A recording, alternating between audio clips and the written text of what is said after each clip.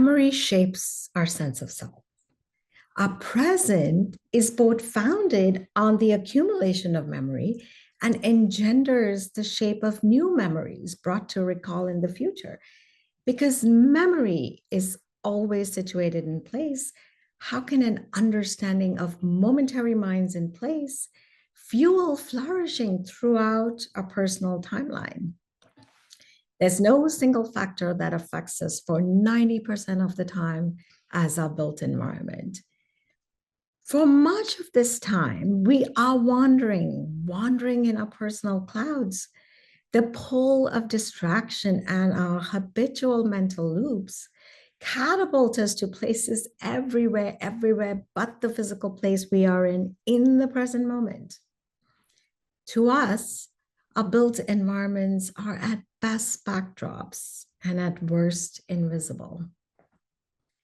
However, as CCD fellow Stella Goldhagen has stated, the built environment shapes us in ways we're often unaware of, influencing our thoughts, emotions, and behaviors. In our perpetual clouds of passivity, this is a one-way interaction. So, what are we sacrificing when we cede agency over our engagement with place? First, I believe we are sacrificing the chance to take full advantage of the power our built environments have to mediate the key dimensions of flourishing.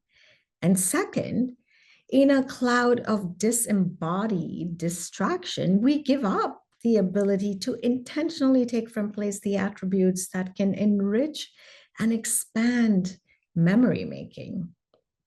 Instead, what if we learn to engage with our built environments as active collaborators for our flourishing and transformative memory making? We can then begin to draw on this ever-present resource with more intentionality and more freedom. To do this, we need to answer 3 questions. First, what mental activity can open the door to this reciprocal engagement with our built environments? Second, what methods can we train in to bolster this critical mental activity? And finally, what is the means to putting this training into action and practice? To answer the first question, I believe we need to start with imagination, specifically empathic imagination, that presents the material object as a lived multisensory reality in our life world, rather than only formal imagination that projects it in isolation. Our perceptions can be freed from learned self-imposed restraints when empathic imagination is activated in place. We can then begin to use a familiar vocabulary embedded in a new grammar where animate and inanimate fuse. I believe that we can actively train an empathic imagination. We can move beyond just borrowing the aura of a space to the intentional interrogation of its elements. The key methods, I believe, to doing this are multisensory awareness and listening with wonder. Inspired by J.J. Gibson's ecological approach to perception, we can re-envision our senses not as detached, but as sensory systems that are embodied through active engagement with place and its affordances. This eases the path to empathic imagination in the moment. Because all memory is situated in place, unfettered multisensory engagement with place naturally enhances the richness and the complexity of the memories we form and later recall. Moving to the second method, listening with wonder, the cultural trope of first contact is the perfect jumping off point. What if we can bring the mystery, the curiosity, intrinsic to a first encounter with an intelligent alien species to every interaction with our built environment? If you were an alien who just arrived on Earth from Jupiter, where would your preconceptions and bias thinking go? From this perspective and perception, it no longer seems so odd to converse with the break or patterns of light and shadow on a concrete wall. Nothing is inert or lacking the capacity to inspire wisdom. Finally, let's move to the means. Let's get granular with time and not chunky like we normally do.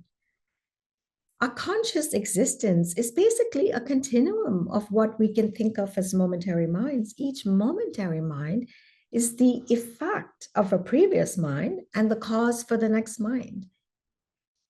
Each momentary mind is the fertile ground to choose an intentional, empathic conversation with place.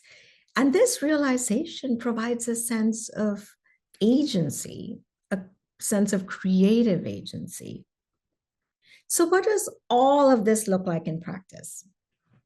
In my seminars at Parsons School of Design and the New School, I teach both my design and the interdisciplinary students many different contemplative design tools and practices. And part of that, we explore deeply empathic imagination tools, specifically how to listen like an alien designer from Jupiter during multisensory and wonder walks in everyday environments first, and then in Grand Central Station, where they engage in an intentional conversation with the aura of the place as it speaks to them through writing love letters to and from Grand Central.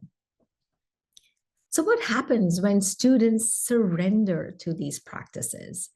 I'm capturing here some of the reflections from their handwritten and hand collaged journals.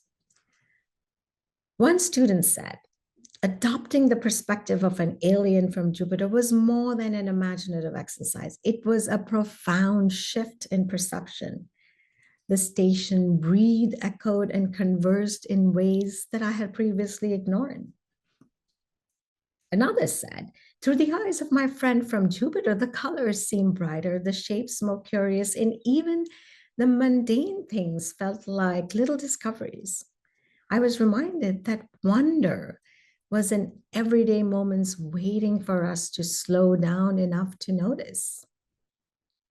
Another student came to the realization that somehow blocking out environmental white noise through my headphones trapped me in internal white noise.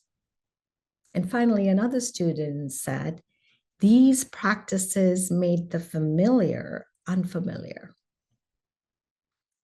So finally, I want to leave you with a question.